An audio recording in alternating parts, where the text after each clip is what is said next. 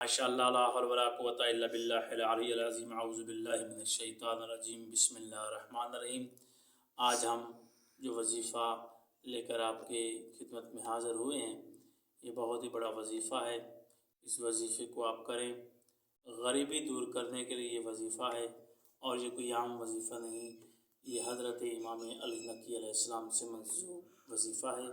ये इमाम अली नकी अलैहिस्सलाम ने, हमारे नौवें इमाम ने ये वजीफ़ा एक सहाबी को दिया और उस सहाबी ने इस वजीफ़े को पढ़ा तो उसकी गरीबी जो है, उसकी जो परेशानियां थी वह दूर हो गई। तो करना क्या, इमाम फरमाते हैं कि रोज़ाना 5 दुआएं आप पढ़ें। 5 दुआएं आप पढ़ें नमाज फ़जर के बाद या नमाज मगरिबैन के बाद। आप ये 5 दुआओं की तस्बीह करनी है, तस्बीह करनी है।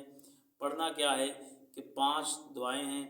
पहले पढ़ना है या अव्वलुल अव्वलीन, फिर दूसरी तस्बीह या आखिरुल आखिरीन, फिर तीसरी तस्बीह है या ज़ल कुव्वतिल मतीन, फिर चौथी तस्बीह है या अरहमल मसाकीन, फिर 5वीं तस्बीह है व या अरहमर राहिमीन। ये 5 तस्बीहां हैं। ये आपने 5 दुआओं की एक एक तस्बीह जो है ये पढ़नी है हर नमाज के बाद। पहले आप पढ़ेंगे या अव्वलुल अव्वलीन, ये पहली तस्बीह होगी। दूसरी तस्बीह आप पढ़ेंगे या आखिरुल आखिरीन। तीसरी तस्बीह आप पढ़ेंगे या ज़ल कुव्वतिल मतीन। फिर चौथी तस्बीह आप पढ़ेंगे या अरहमर मसाकीन। फिर 5वीं तस्बीह आप पढ़ेंगे या अरहमर राहिमीन।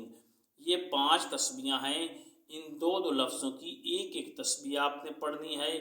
इंशाअल्लाह ताला आपकी ये दुआएं, आपकी जो गुर्बत होगी, आप पर जो गरीबी आ रही होगी वो ख़त्म हो जाएगी और घर पर अल्लाह की रहमतें नाज़िल होना शुरू हो जाएंगी। रोज़ाना ये 5 दुआएं पढ़ें। हर नमाज के बाद पढ़ लें तो बेहतरीन वजीफ़ा है। अगर नमाज ज़ोहरैन के बाद पढ़ लें तो वो भी बेहतरीन, और सबसे बेहतरीन ये वजीफ़ा है नमाज इशा के बाद पढ़ने का। और ये आप पढ़ें, इंशाअल्लाह ताला आपकी हर मुश्किल में आसानी होगी और मुश्किल दूर हो जाएगी, रिज़्क़ भी आएगा और आपकी हर हाजत भी पूरी होती चली जाएगी। आपका और हमारा अल्लाह हमें नासिर हो। खुदा हाफ़िज़।